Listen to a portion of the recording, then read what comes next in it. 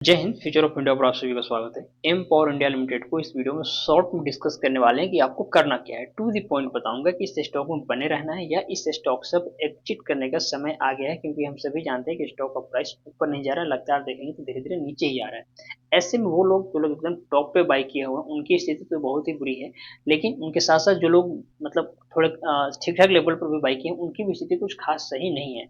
तो ये स्थिति सही हो सकती है कि नहीं, या फिर हमें एग्जिट कर लेना ही एकमात्र रास्ता है, या चूंकि प्राइस नीचे आया है तो ये अपॉर्चुनिटी की तरह इसे लेना चाहिए हमें।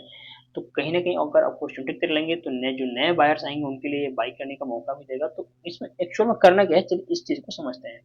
ओवरऑल समझेंगे तो एम पावर इंडिया लिमिटेड हम सभी जानते हैं कि ये एक आईटी सेक्टर में काम करने वाली कंपनी है, और आईटी सेक्टर की कंपनियों में शेयर प्राइस धीरे धीरे बढ़ता है। ओवरऑल मार्केट का सिनेरियो देखेंगे तो कुछ ठीक नहीं है, मार्केट का सिनेरियो नेगेटिव है, जिस वजह से ओवरऑल सभी शेयर्स देखेंगे थोड़ा बहुत डाउन हुए हैं। लेकिन इसके अलावा जब इस स्टॉक में देखेंगे तो आपको समझ में आएगा कि फंडामेंटल थोड़ा सा वीक होते हुए नजर आया है पिछले कुछ समय में। ऐसा मैं क्यों कह रहा हूँ, इसको जब आप चार्ट पे और क्वार्टर्स के नंबर में देखेंगे तो समझ में आएगा। इसमें यहाँ पे क्वार्टर्स के नंबर आपको दिखा देता हूँ। तो क्वार्टरली रिजल्ट में देखेंगे, यहाँ पे जो कंपनी के सेल्स है पिछले 3 क्वार्टर में लगातार कंपनी के सेल्स में कमी देखने को मिला। पिछले 3-4 क्वार्टर में देखेंगे तो सेल्स यहाँ पे डिक्लाइन हुआ। सबसे पहले 87 करोड़ के आसपास सेल्स हुआ, फिर 38, फिर 45। क्वार्टर में थोड़ा सा बढ़ा था, लेकिन क्वार्टर 3 में तो एकदम कम हो गया ये सेल्स, जो कि इतना कम अचानक से नहीं होना चाहिए था। सिर्फ 23 करोड़ के आसपास सेल्स हुआ। सेल्स तो कम हुआ है, साथ में जो कंपनी का ऑपरेटिंग प्रॉफिट मार्जिन होता है यह भी देखिए कितना कम।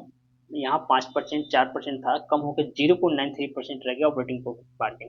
यानी कि जो ठोस मेन बिजनेस से कमाई होती है वो कंपनी की कम हो गई, जिस वजह से कंपनी की जो नेट प्रॉफिट है, जो टैक्स वगैरह देने के बाद बचता है, यह देखेंगे तो यह भी कम हो गया। अब चूंकि प्रॉफिट कम हो गया यानी कि कंपनी के पास पैसे नहीं आ रहे हैं, तो पैसे नहीं आ रहे हैं तो जाहिर सी बात है कंपनी चलाना है, खर्चे तो बढ़ेंगे। खर्चे रुकने वाले नहीं है। वो जब खर्चे नहीं रुकेंगे तो इससे क्या होगा कि जब बैलेंस शीट देखेंगे तो यहाँ पे आपको समझ में आएगा कि कंपनी के पास डेप्ट बढ़ते हुए देखने को मिला है। 21 करोड़ के आसपास डेप्ट हो गया सितंबर क्वार्टर के रिजल्ट की मैं बात कर रहा हूँ। हालांकि यहाँ पे रिजर्व जो पैसा होता है यह बहुत ज्यादा नहीं बढ़ा है, फ्री कैश फ्लो, क्योंकि प्रॉफिट का पैसा तो आ नहीं रहा है। थोड़े बहुत प्रॉफिट से पैसा आ रहा है तो उससे कंपनी चलाना है, सैलरी देना है, बहुत सारे काम होते हैं। तो ये निगेटिव पॉइंट्स यहाँ पर देखने को मिला। इन्वेस्टर्स में देखेंगे तो एक अच्छी चीज ये है कि इन्वेस्टर्स की जो मात्रा है वो कम नहीं हो रही। प्रमोटर्स जो इस स्टॉक में है उनकी स्थिति लगातार सही बनी हुई है। और सबसे सुकून देने वाली बात यह है कि इसी समय में देखेंगे तो जो एफ आई आई होता है, जो विदेशी निवेशक, उनकी हिस्सेदारी इस स्टॉक में बढ़ते हुए देखने को मिली है पिछले कुछ समय में। क्योंकि जैसे मैंने बताया कि आईटी सेक्टर में काम करने वाली कंपनी है तो ये विदेशों तक में इनका कारोबार फैला हुआ होता है, तो विदेशी निवेशक तो इस स्टॉक में आएंगे।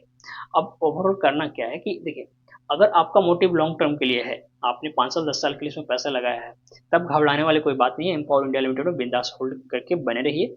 नया इन्वेस्टमेंट अभी करने की मत सोचिए, जब लेवल सही आएगा, इसमें चार्ट पे सही स्थिति देखेगी तो मैं आपको बताऊंगा कहाँ पे बाई करना है। बहरहाल फिलहाल जिसके पास इस कंपनी के शेयर्स है वो लॉन्ग टर्म के लिए है तो होल्ड कीजिए। शॉर्ट टर्म के लिए अगर आपने पैसा लगाया तो बेहतर होगा कि आप कम से कम आधा शेयर्स तो बेच के इसमें से बाहर निकल ही जाए। और ज़्यादा पूछना चाहते हैं और ज़्यादा मन में सवाल है तो मुझको इंस्टाग्राम पे फॉलो कर लीजिए, जिसका लिंक इस वीडियो के डिस्क्रिप्शन में दिया गया है। आपको इंस्टाग्राम पे मैं तसल्ली से बात करके बताऊंगा। बहरहाल इस वीडियो में फिलहाल इतना ही, अगली वीडियो में मिलेंगे, तब तक के लिए जय हिंद।